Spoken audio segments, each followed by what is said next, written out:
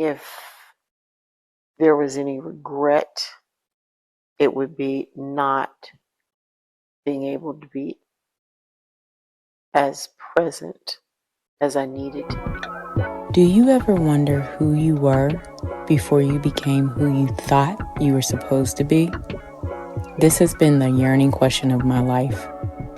My name is Audrey Lee, and this is Unbecoming a Therapist, a video and audio diary of my journey through tearing away the layer of my identity as a therapist, an identity I used as a way to hide and protect myself in almost all of my relationships. This podcast is for anyone who has felt the pressures of the world to conform in some way, or anyone who felt they had to wear a mask to gain the love and acceptance they were so desperately needing. Welcome to Unbecoming a Therapist.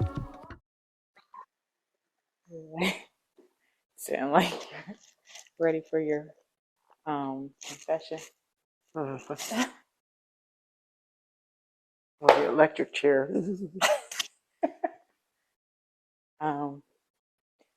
So I was thinking about, my dad came on the podcast, and he was telling his story and how you guys met came up, and the fact that you were 29 and he was 19 came up.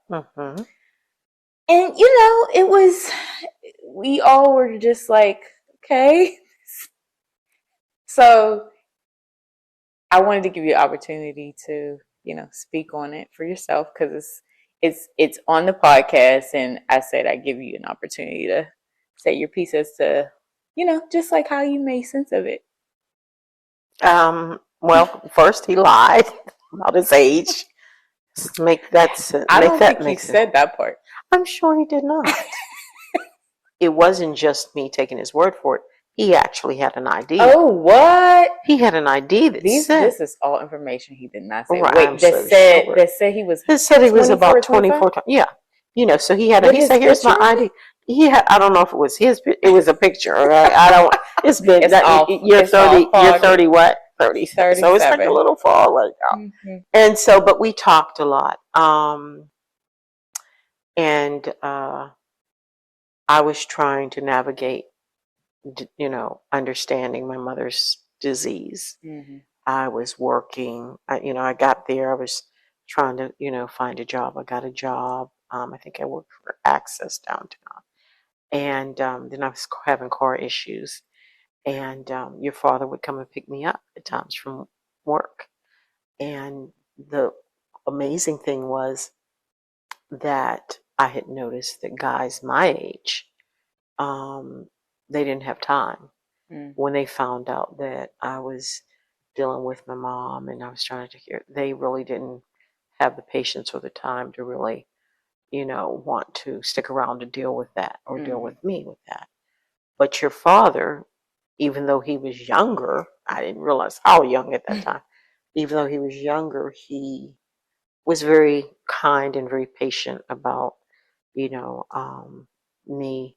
He was like, you know what, I'm going to drop you off at home, give you time to spend with your mom, and I'll come back. Mm-hmm. And I thought, wow, I thought, how mature was that, So that kind of hooked me a little bit. Gotcha. And I appreciated that. So then, we started talking more and hanging around each other and spending time, and over a period of time. And he was like, oh, well, I want you to meet my mother. Well, that was the thing when he first met me. I said, my name is Audrey. He thought I said Margie. His mother's name was Margie. Mm-hmm. Both of our last names were Lee. Right. So he's like, oh, you got the same name as my mother. I said, what's your mother's name? He said, it's Margie. I said, well, I'm Audrey, So eventually I met his mom, and she got to talking, and she was like, yeah, so when Andy was blah, blah, blah, and because he had a daughter when I met him, Ivory, and he says, and he had Ivory, when he was, such and such age. So I stopped And so I'm doing the math in my head. I'm thinking, what? Wait, what did you say? Right. And his eyes got like this big, and he ran upstairs. And I'm like, excuse me, Mrs. Lee, is there a possibility I could go speak to your son upstairs? She said, sure. And I went upstairs and said, you lied about your age. He said, I did. Because I knew if I didn't, you wouldn't have been bothered with me. I said, you're right. I wouldn't have been. I'm like, but but at that point I kind of start liking him, and it was and then eventually I became pregnant. I had a miscarriage, and he was excited, and when I had a miscarriage, and I was sad, and it was hard, and so we still kept seeing each other, and I ended up pregnant again, and that was like, and so in his mind he thought, well, maybe she's trying to do this too, or maybe she just wanted to do this because she wanted a baby because her mother was sick. Now that's not really where my mind was. I wasn't thinking like that at all. I was kind of shocked. I don't know why.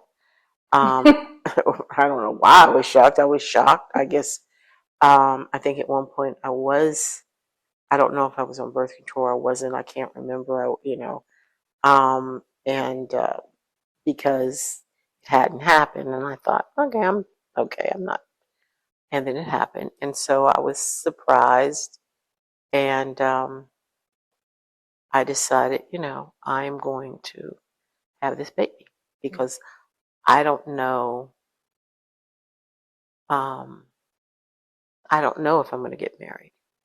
I don't know if I'm. Why weren't you sure about marriage, but you wanted a child? Like, what was? Well,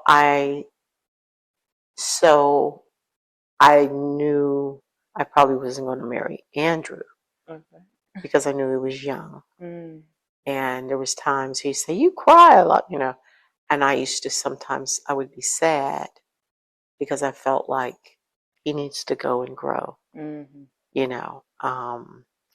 I had a lot of responsibility, and there was things that were, and he didn't need. I thought he's not going to be able to deal with this. And we talked. And the one thing I appreciated about your dad was that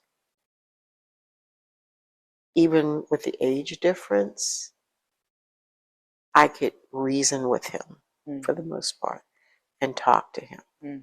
And I said to him,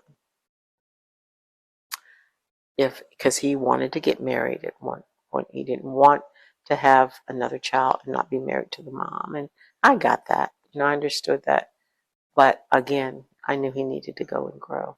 Well, how did you make sense of wanting a baby, but knowing that marriage wasn't, you know what I mean?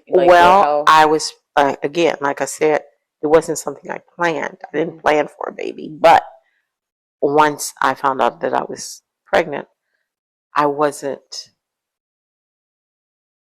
opposed to the idea. But like I just explained to you, I thought I may not get married. I may not find, because I knew my circumstances. And like I told you, men who were my age, they weren't really trying to deal with what I was dealing with. I appreciated Andrew because he had a maturity in that area. Why did you want to be a mom? I wanted to be a mom because my mother, I felt like, was a phenomenal mom. And I wanted to share my children with her. And I wanted to give what she poured in me to my child or children. and I wanted to share. So there was a lot of things I thought, well, I may not get married or I may not have another child because she's not going to get better. She had dementia. It was going to get worse. When you think about so one of the things that he talked about was his decision to kind of have an intention for his life, and at 5 he made that, and intention to kind of like, I want to be a father, and not being a reflection of because he didn't have his father, and I want to be a father in this way, and I want to have kids and be married. And so when you think about like your process of growing up, what was your idea of what you wanted for your life? Like what did you envision as a kid? What did you want? As a kid, I had a lot of lofty ideas as a kid. I wanted, I had a lot of imaginary things. I wanted to be an actress. I wanted to get into, acting. I wanted to be wanted to get into music. I wanted to, so some of those things. But during that time, people thought that was like unrealistic. Like I think about, and this is a question that I ask everybody who has come on the podcast, but when did you start to know it was not okay? Like, what was your first memory of knowing it was not okay to truly be who you were? Or you had to assume a mask? When did I know it was not okay to be my authentic self? I don't remember. It was probably at a fairly young age. I don't remember. I think I do remember being around the kitchen table, us all eating. And I was a mischievous little girl. I was up under the table messing with my brothers, laughing, giggling, rolling on the floor, just being just mischievous, getting them in trouble, just to. And I remember my oldest brother pulling me to the side. And like I told you before, he was a Jehovah's Witness at that time. And he pulled me to the side. And I think he was about 15 or 16. I was 5 or 6. And he told me about the book of Esther and how she was a godly woman and a kind woman and the things that she did for her people and blah, blah, blah, and this and that. And I thought, okay, so I need to be like Esther. I need to be kind and giving and this, because it also sent me a message that, I wasn't being good. Right. So I have to be good. Gotcha. I have to be like Esther, right, or whoever Esther was. That's who I had to be. Gotcha. And I think that may have been the beginning. Now that I think about it, gotcha, that may have been the beginning of unbecoming, when I of not not feeling like it was okay just to be, gotcha, me. Then I had became a Jehovah's Witness, and so that's another layer, right? Because I feel like when we're born, we're just a clean slate. We're a little round, clean slate, but as time goes on, we're like onions that we keep continually to put on these layers, right, that eventually we have to peel off. Right. So I became a Jehovah's Witness, and I remember my mother kept me balanced to a degree, because when you get into any type of religion, organization, belief, you are like a toddler and you are like crazy. When you say good, when you talk about this good persona, like how did that manifest throughout your life when you had to when that, when your brother kind of pulls you aside and tells you, Mm-hmm. you need to be like Esther, and this idea of what a woman, or a virtuous woman should be. And Mm-hmm. then and we see that all the time, this reinforcement that women need to be good, they need to be Right. nice, and they need to Right. be demure, which means Mm-hmm. anything outside of that is inappropriate. Right. And this is like it's so funny how everyone I talk to, that's a running theme. Right. Like most women that I talk to, that's a running Right. You theme got to be the good to girl. be accepted, right? Right. So when you think about that good persona that you started to put on, how did that manifest throughout your life? Um, you know, again, like you were talking just earlier about, you were saying a lot of times I not focus on me, I'm focused on other people. I believe that focusing on myself would be selfish, or, um, you know, doing things for my own pleasure. When maybe I shouldn't do that. It should be about, me helping someone else or Right. doing something for someone else. So that has manifested throughout my life. Two, I look at you and you've always been a free thinker. Mm-hmm. And in talking about this, I think my mother instilled in me to be a free thinker. Mm-hmm. So some of the thought processes We're of, still, or yeah. yeah, I It's couldn't. almost like you were at the intersection though of like, because I think you did raise me to be a free thinker, but there was also a heavy amount of needing to be good too, and not Right. like, and I very much was, and I think this, mothers and daughters, this mother-daughter dynamic is so fascinating, because I think there's something we're reflecting off of each other. Mm-hmm. But for me, good was never a priority. and Right. and nor was it an identity that I assumed, right? Like, so Right. I think as I've gotten to know you more as an adult, and like you talking about being a Jehovah's Witness, because I know you used to talk about it, but I didn't really know how pervasive it was, how impactful it was in terms of how it shaped how you moved. Because I Mm-hmm. do think that, like, largely when I think about how I remembered you as a child, it was this good, like you were a good woman. Mm-hmm. You perpetuated that idea of what it meant to Mm-hmm. be good, which is like you were always nice and pleasant, and never really like, making too many waves, and dressed appropriately, and I was always pushing that boundary. And I think that was such an interesting dynamic, because I think Mm-hmm. that we were reflecting something off of each other Mm-hmm. by that Mm-hmm. process.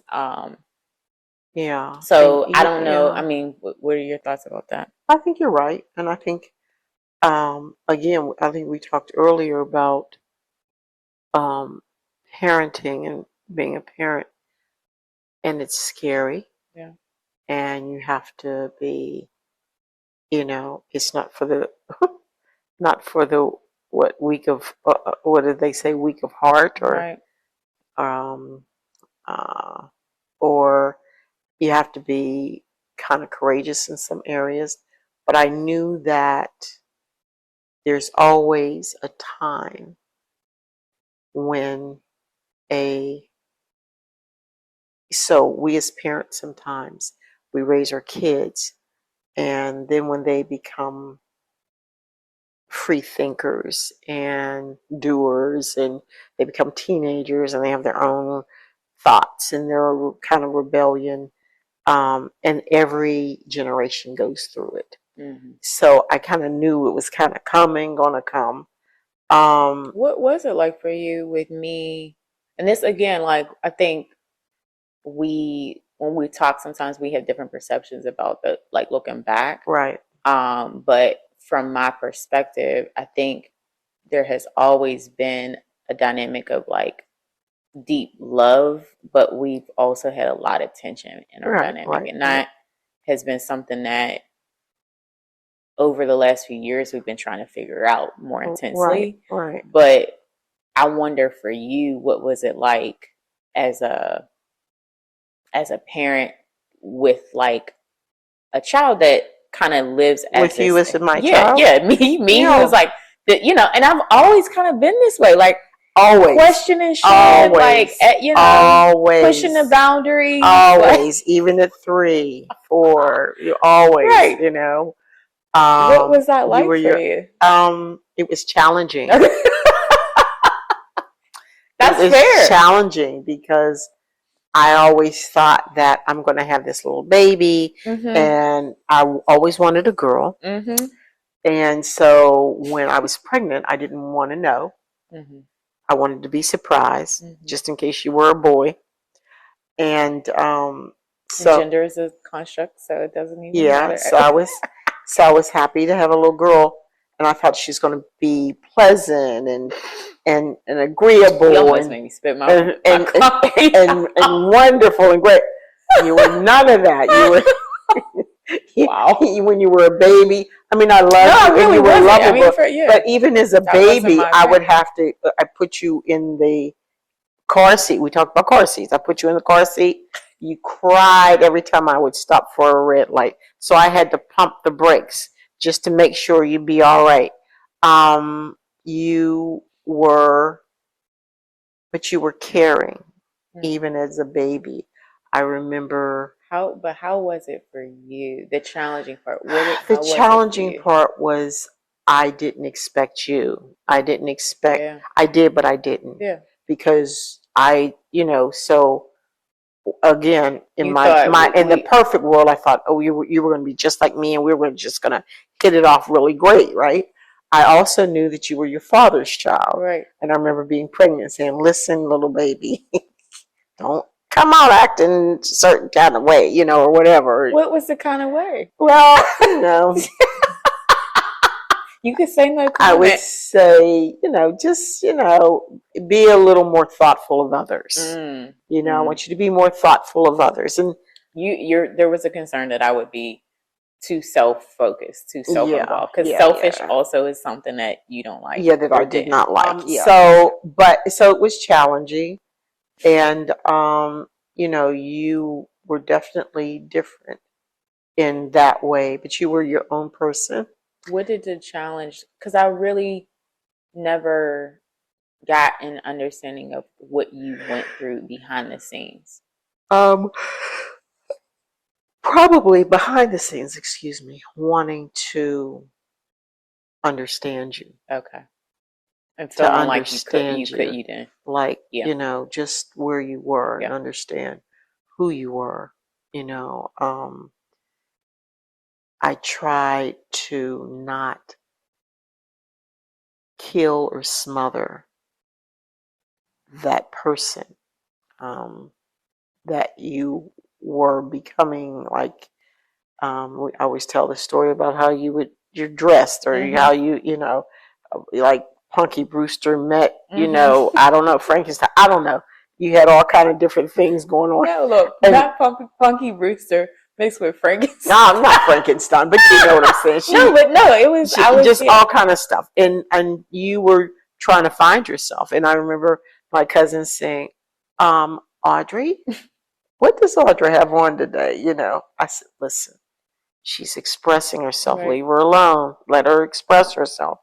And I always believe that in just allowing you that space to express who you were. I remember who we talked about in school, I don't ever remember totally like beating you over the head with being black or civil rights, or even though it was present. I think you were very adamant about being pro-black. And I think felt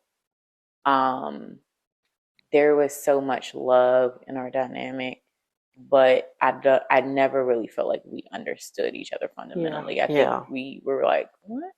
Like, yeah, exactly. Well, one thing is, you told me one time you thought you were adopted. You didn't think you came from me. You thought, well, this is a nice lady, but why don't you take me back to my real mother? I'm like, are you nuts? I was in labor 36 hours with your big head.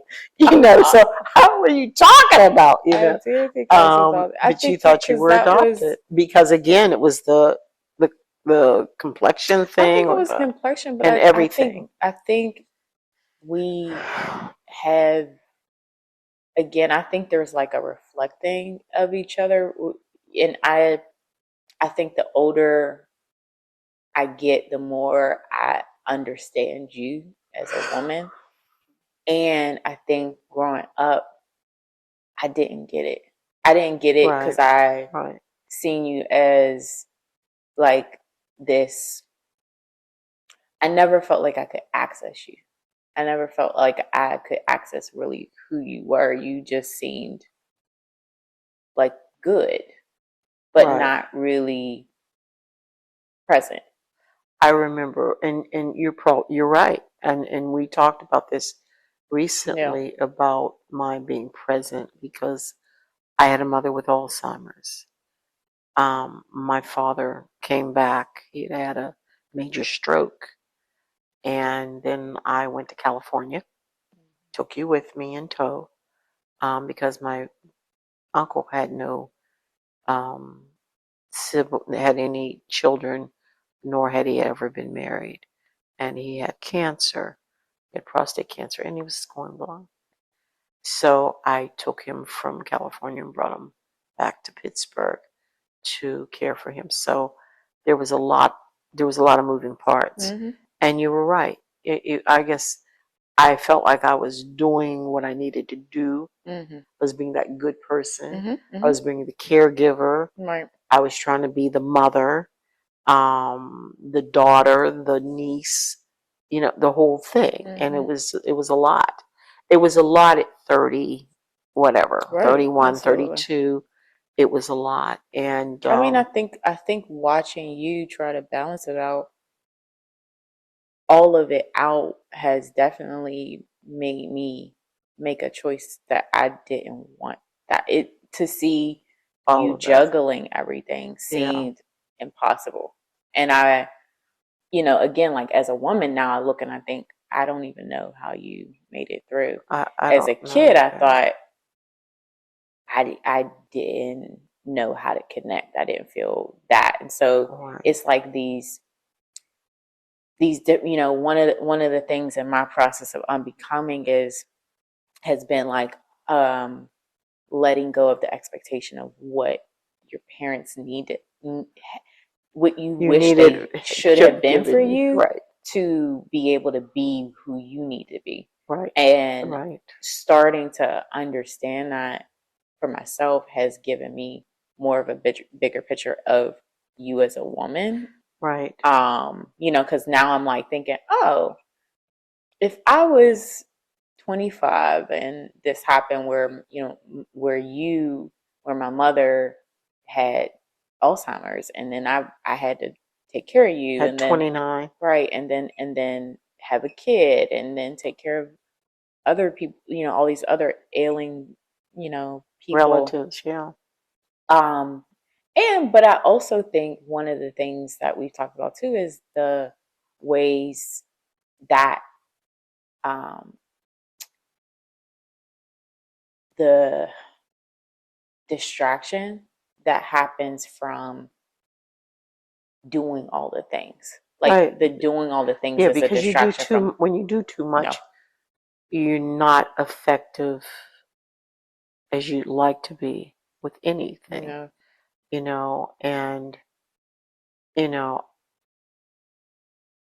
if there was any regret, it would be not being able to be as present as I needed to be, because that was to have a baby and have a daughter, that was just wonderful for me. That was a dream for me. That was just beautiful, because I had such a wonderful or loving relationship with my mother.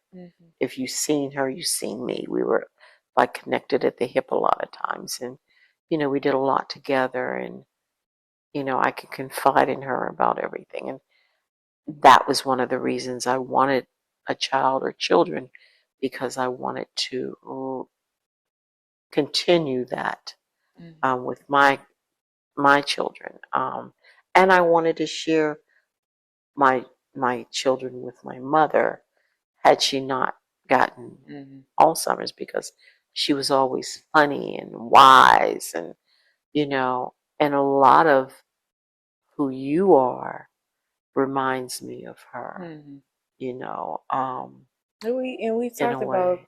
but we talked about the black mother wound, and not like sharing that podcast, but that Uh-huh. being something that goes back generations. And this, even just this, you doing all the things, I think made sense, because then I started to do all the things. One of the Hmm. unbecoming things was to stop trying to do all the things as a way Hmm. to really um, validate my value, Hmm. Or right? be Like, accepted, or right, be accepted, or be seen, or for someone to finally say, like, right, you're worth it, or yeah, you've done enough. or you're enough. You're enough, You're right? enough. Yeah. But then also that looking back at grandma and understanding that that was something that she did. She was doing all the things too. Yeah, she was raising 4 kids, Right. She and was taking on she was all taking these on other. things, and how that Right. recreates itself. And a lot of times and we talk about this too, when you talk about your mom, I always wonder if there's space for you to look at the things you didn't get, Yeah. because of the dynamic in which you lost her. Sometimes I feel like um, I really don't. I think sometimes there's a disconnect. Okay. I don't know what I didn't get. Not sure. I felt very loved. I know that. She was very protective of me. Um, she wasn't that uh, touchy feely person. Right. I'm that touchy feely person. I think I got that from my father. Mm. He was more of a hugger, but I would always do that with my mom, and I have seen times where kids would do that, and their parents would go ahead, it's too hot, leave me alone, don't do that. Never happened with her. Mm. I would climb on the bed and grab her by her neck and kiss her and comb her hair. She never ever said, leave me alone, don't Okay. do that. She never was like that, the huggy kissy all the time person. She was busy trying to work, trying to make us Right. live, trying I to make mean, us when you eat. talk about if you think about what you didn't get, it sounds probably similar to what I didn't get from you, Right, which is emotionally present. That, like, right, that right, right, wasn't necessarily the priority. right. Yeah, it was just trying to make sure you're fed, make sure you're dressed, make sure that you're educated, Hmm. make sure that you're, and not realizing that you also need to be there Yeah, I mean, we just and started having, realizing emotions were even a yeah, emotional, thing. being emotionally present. And so I'm not sure, and that's probably what I didn't get. I do remember one time being really sad. I think I had broken up with a boyfriend, and laying in bed and crying, and my mother coming and laying in bed with me and just holding me. And that stuck in my head because that wasn't something she always would do or did. Gotcha. But she made sure she just held me, Hmm. and that just always stayed there. Um, What do you think would be different if you had that consistently? Because and we, you talked about your dad too, and he wasn't present. But, like, if you had the emotional connection that you needed, what do you feel would be different? I think just being more secure Mm. in who I was. a lot of it was what I didn't get from my father too, because he was so unavailable, Right. physically and emotionally. Right. He was in and out. Right. He would come in and be pleasant and happy, and and then he'd disappear again. And I'd be so excited when he came. And he had this thing. He made me French fries because he loved to cook, and I was so excited when he would come. And then he would disappear again. And I remember telling my mom, why do I have to be without a father? All my friends have dads, and where's my dad? So she would feel bad, and she would go on this quest to try to find him for me. And me and my mom and my brother, we would go driving around because Hill District was his stomping ground. And we would go there and try to find him and look for him, and we would come up empty, and then at some point, he would pop up, you know, um, and then you talk about as you've gotten older and understanding me as a woman, you know,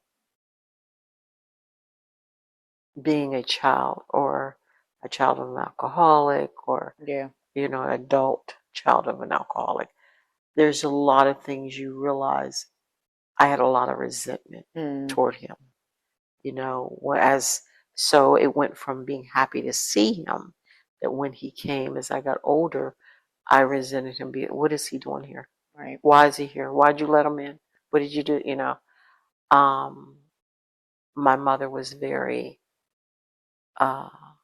she loved him, obviously, but she also tried to understand that, what his issues were and his cross to bear was in life.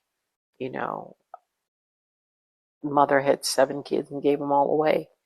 He had no sense of lineage or family or anything. And every time my mother would try to help him find someone, my mother said he would get the shakes because it was just so scary to him to find maybe a brother, and they would get close.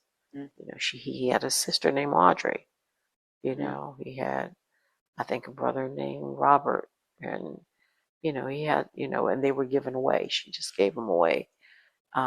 So she tried to understand that, but at that time I was young. I didn't want to. I don't, Absolutely. Why aren't you being here with me? Absolutely. And the fact that you didn't have family or a parent would make you want to be a parent to me. So it was those things, and then as you get older, you realize everything isn't black and white, right? And that your parents are just human, right? And they had their own pain and their own issues of trying to heal and understand. He found his healing, I guess, to a degree in a bottle. Yeah. And he couldn't deal with it. I mean, when he'd come around, he'd try to love me the best. The two pivotal moments he would come was when I graduated high school and when I was pregnant with you. He wanted to be there, when I was pregnant. I remember telling him who my doctor was. Well, my doctor was the doctor that delivered me, so I knew. I'm like, oh Jesus, he's old as hell. What's going on right now? Literally. So just understanding that people are human. That's it. You know what though? It's wild because it's such a necessary thing, I think, to find peace, to to humanize your parents. It's such a necessary thing. But at least I can speak from my own process. It has been really painful. Like, it's a grieving thing because you are having to shatter the idea of what they were in your mind, or what they could have been, or who you thought they were, or who you wish they were. Right. And so that process of just shattering that for you from my dad, I think, was like a gut-wrenching process. Right. But it has led to So much growth. An ability, right, and an ability for me to recognize my power in creating the life that I want, right, which allows me to see you both as full people and not as an extension, right? And so, like, I can hear people yearning for their parents to want to be something else, and I think that's what I was in that state for a long time. I think especially with us, like, if you could just understand, right, you know, and we would have these dynamics where I would be like, well, I need you, and you're like, what do you want? And I'm like, I just explained, you know, and it was this, like, we were talking past, because I really think the last time I remember trying to get you to understand what I'm needing was right before we took a break. Right. We took a break from talking for a few months. 3 months? Around 3 months. And that was very different because we talked probably almost every other day. That's true. Most times. And so to go that space was like huge for me. Right. Yeah, and I went through my process, and you know, how did you understand that time?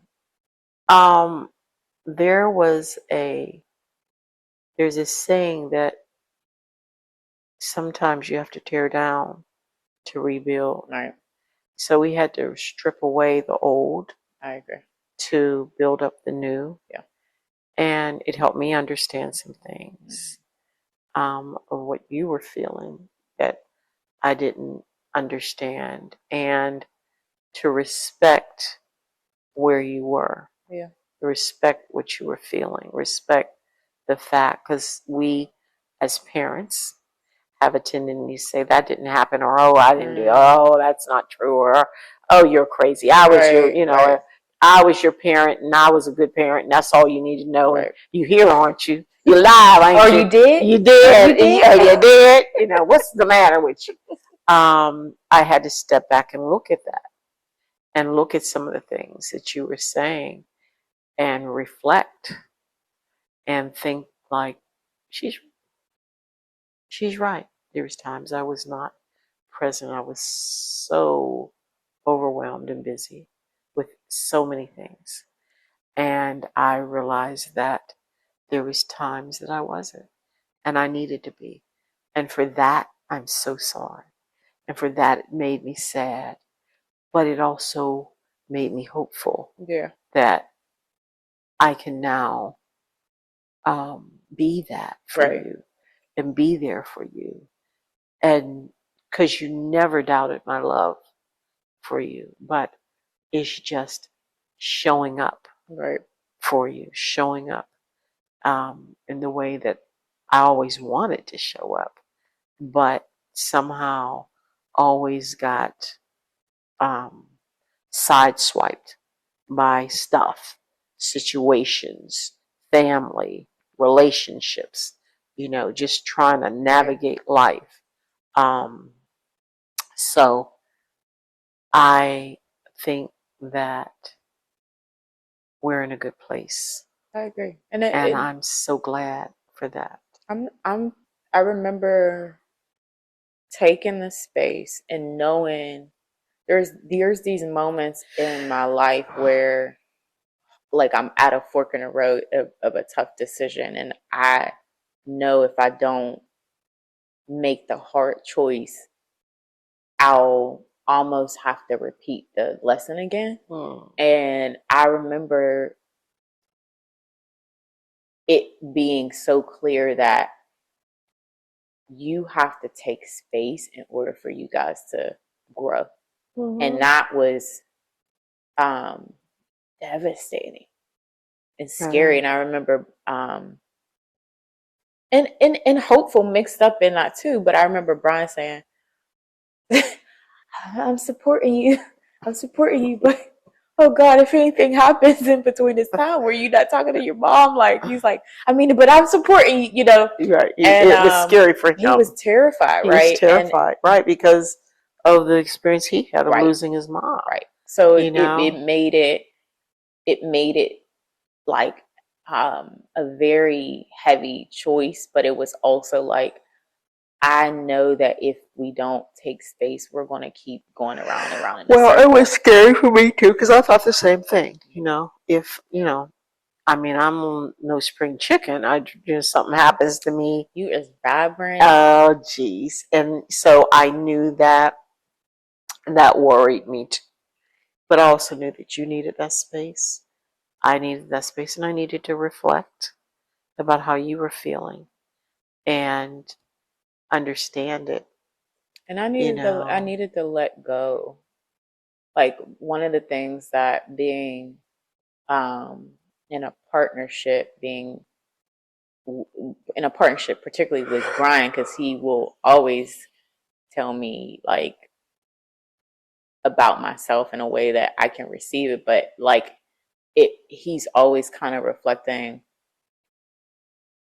you're oftentimes pushing, and the pushing doesn't allow space for the person to hear you.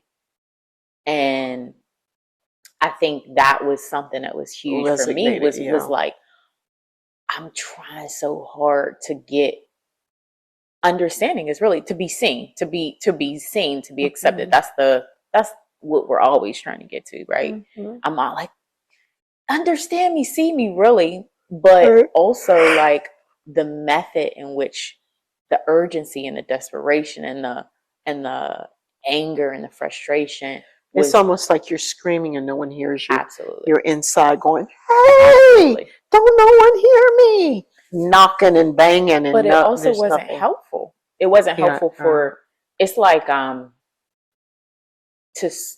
to be screaming and yelling and fighting it is not conducive to someone hearing what you have to say. So that was my piece, was like, oh, I need to pull back, accept where I'm at, and not keep yearning for you to be anywhere else but where you're at. And just allow for you to be a person in my life that I can honor and appreciate, versus I need every time we talk, there was some desire for something to be different. Right. And after coming back after that space, it's felt like we keep working towards just accepting each other more and more. But we've had a few hiccups. We have. This is true. But however, which I imagine will be, and for the rest of our lives. That's like life. It's life. But what we do know is we love each other. We respect each other. Right. We are steadily trying to grow. You inspire me all the time to grow, to be better, to, make hard choices, to, learn. You're constantly inspiring me. Thank you, to do that. You really are.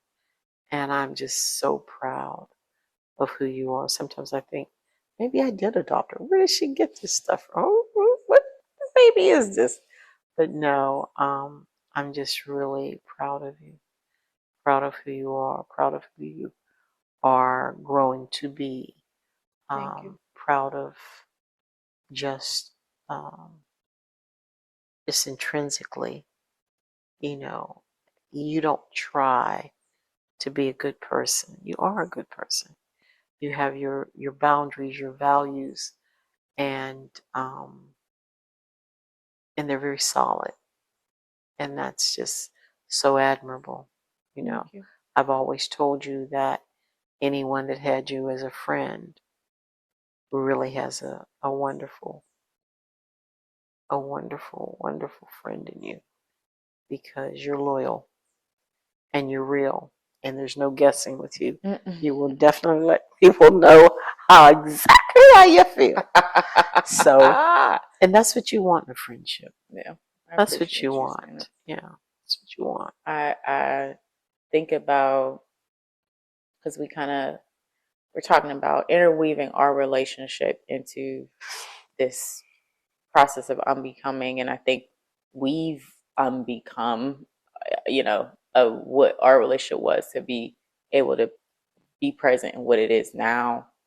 But when you think about yourself, where are you at in your journey of tearing away that mask? Well, I am, it's funny because you're 37, I'm 67. You look good, honey. Oh, thank you. But no, but I'm still unbecoming. I'm still trying to unbecome. Yeah.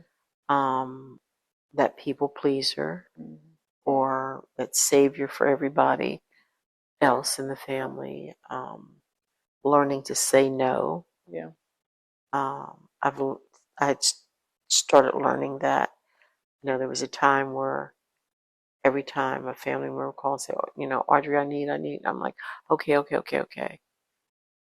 But then I realized that it wasn't appreciated. And I did it for acceptance. Right. And it didn't matter. Right. It didn't matter until I start saying no. Or I'm not gonna, no, I can't. Or no, the respect level changed. Right. So just still learning. And you stop learning, then you die. But I agree. So you continue to grow and you continue to learn. So I'm continuing to peel away those layers. What are you discovering is underneath? What are you discovering about who you are, who you were before you became who you thought you had to be? That I'm stronger than I thought that I was. I'm stronger than, what you tell yourself or the stories that you tell yourself. It's not true.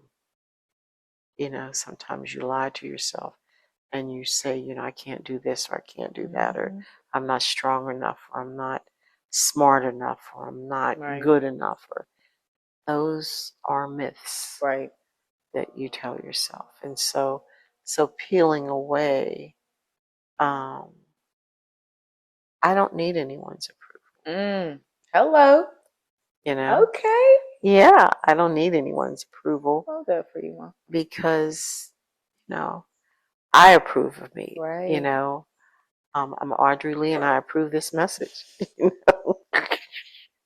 So yeah, I approve. I don't need anyone to validate me, because what I realize is that everybody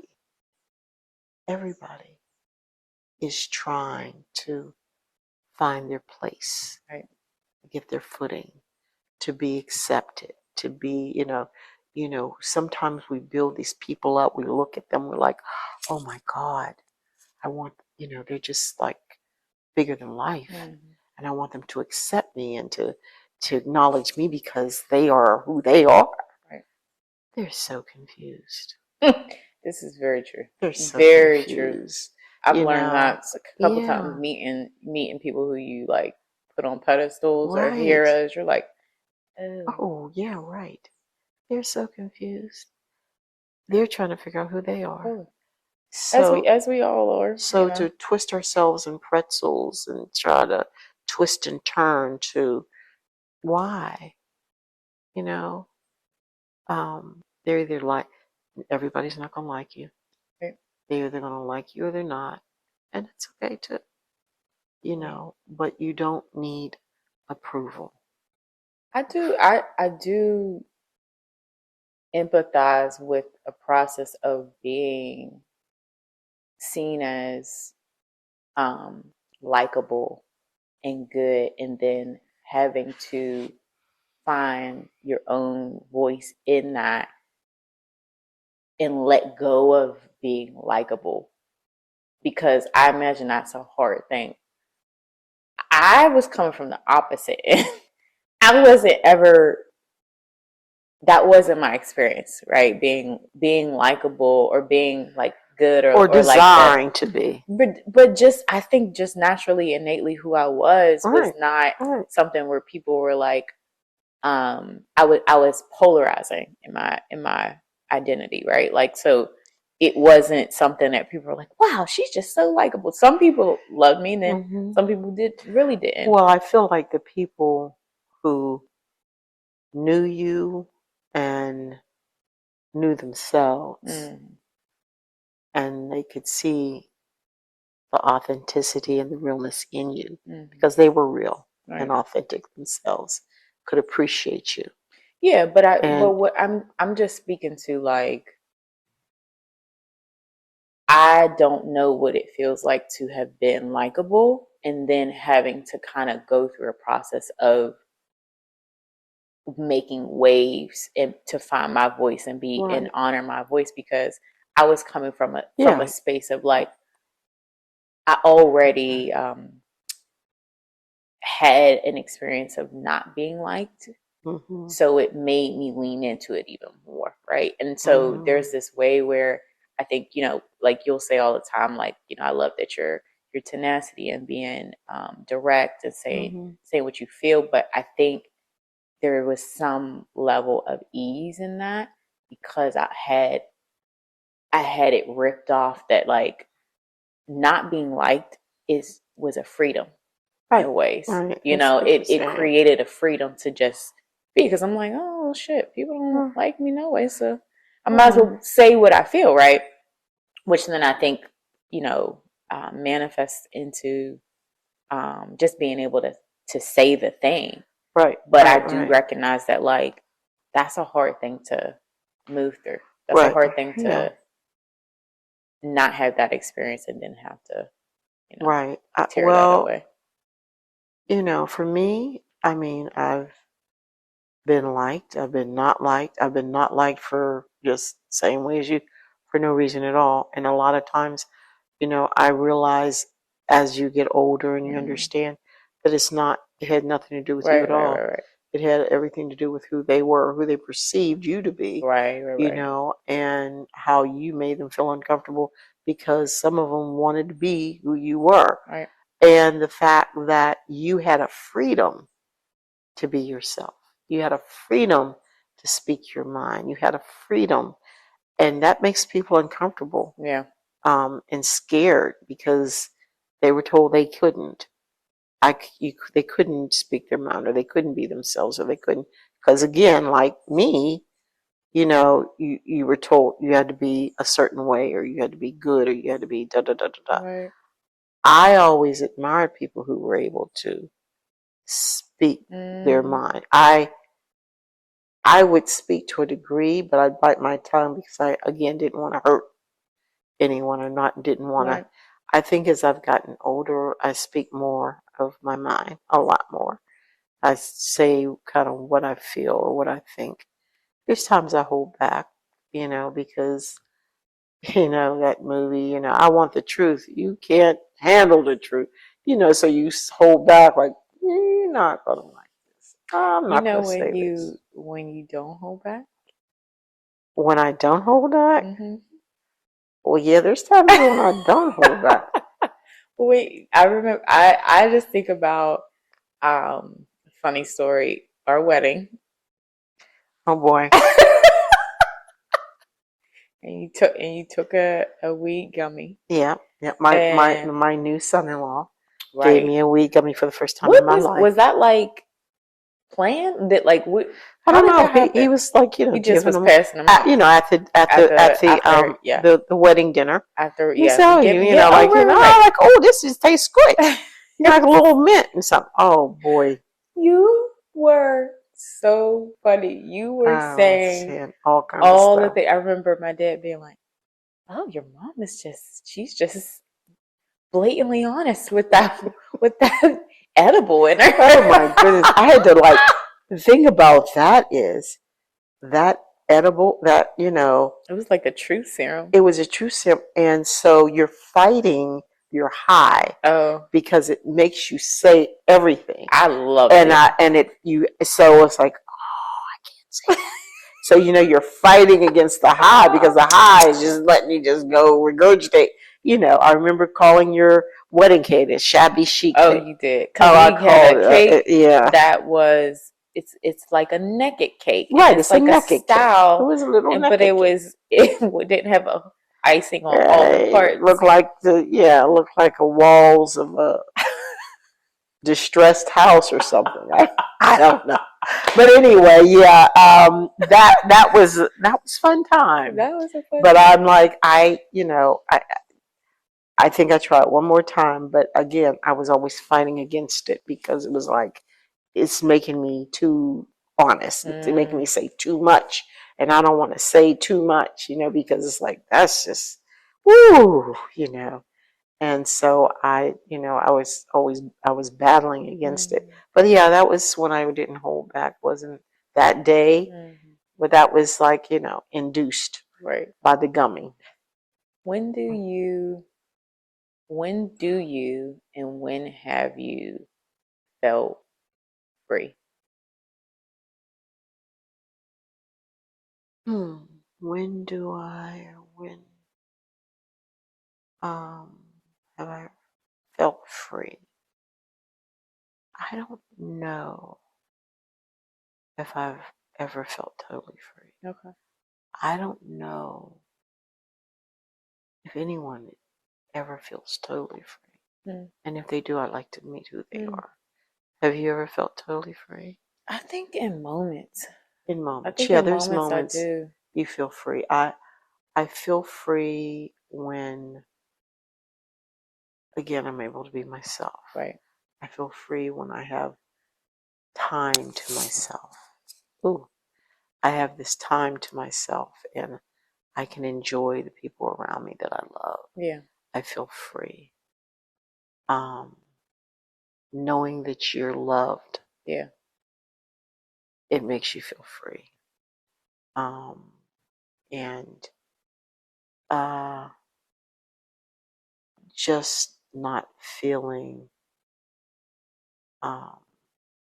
restrained to be somebody else, just being yourself and just being free, and sometimes people are surprised at who I am or who, because of their perception of who they think I am,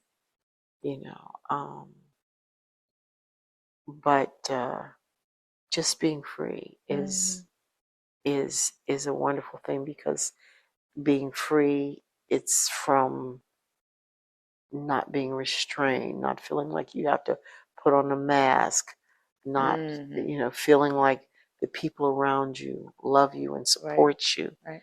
That's a freedom. It's a wonderful freedom. Yeah, I feel knowing yourself. Yeah, that it's part. a beautiful freedom. That part.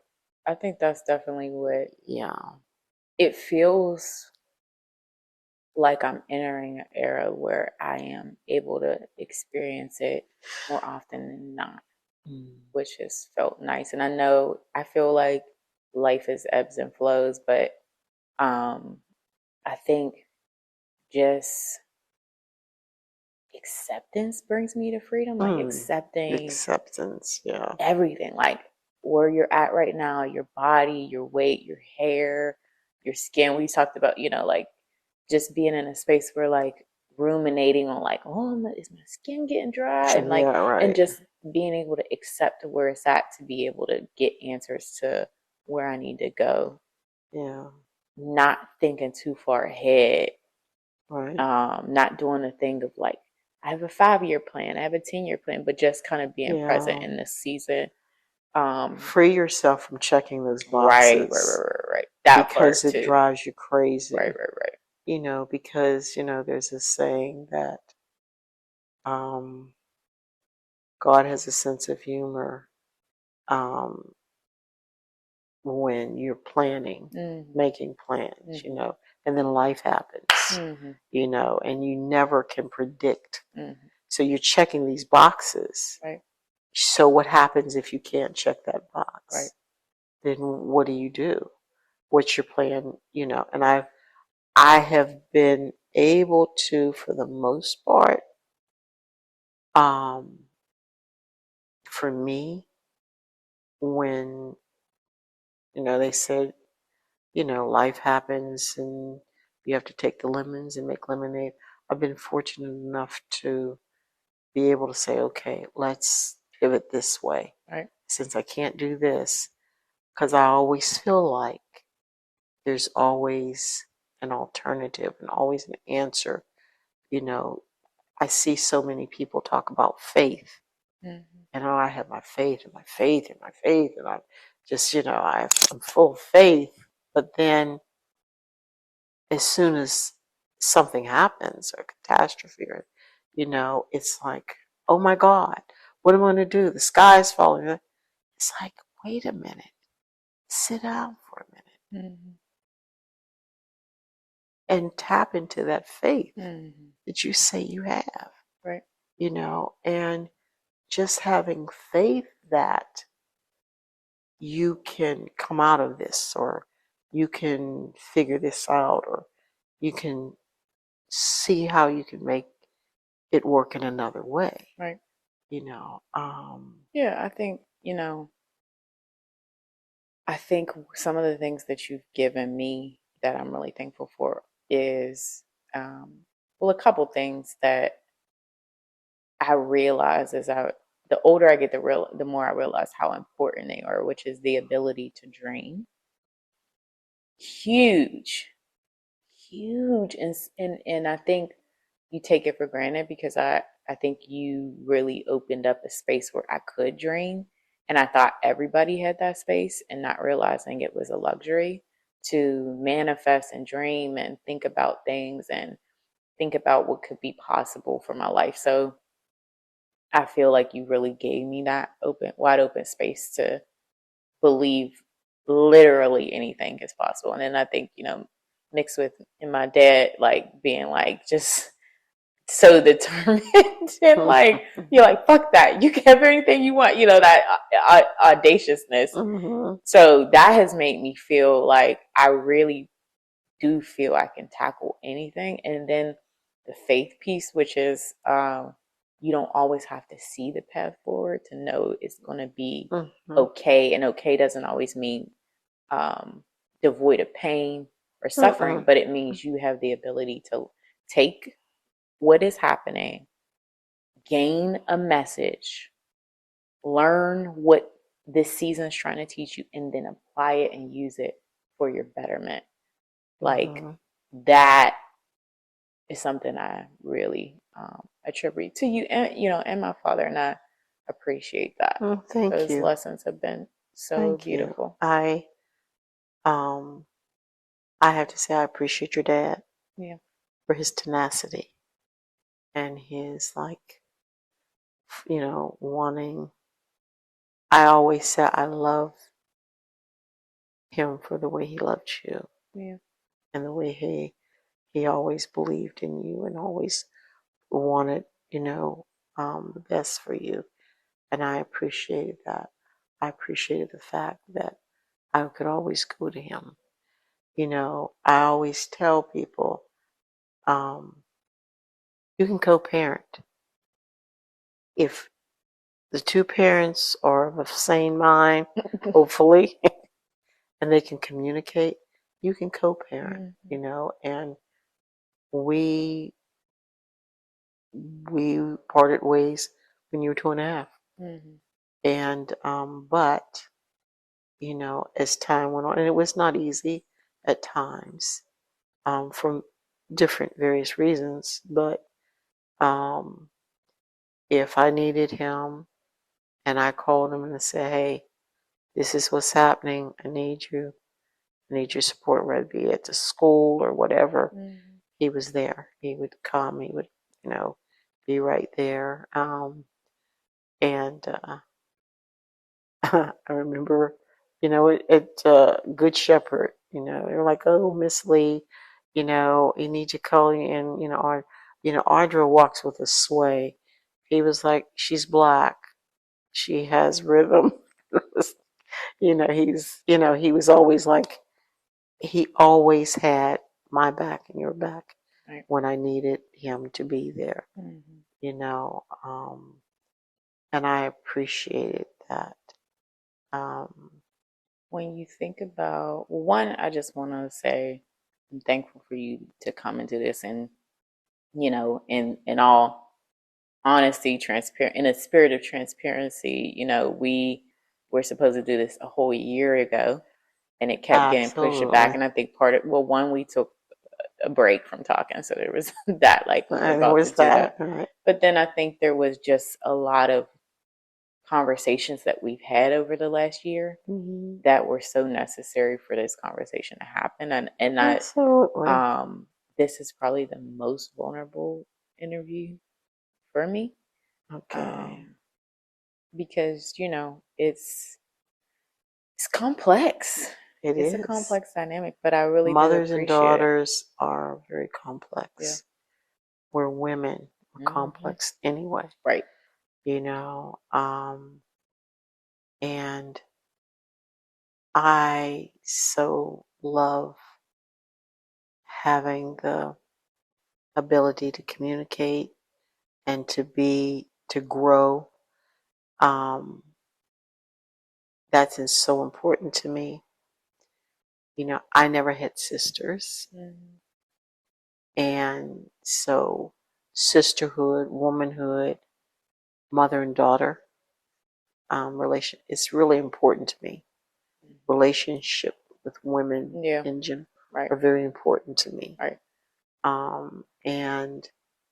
But it's not easy because we are complex. Absolutely. And as a mom that has a very free thinking daughter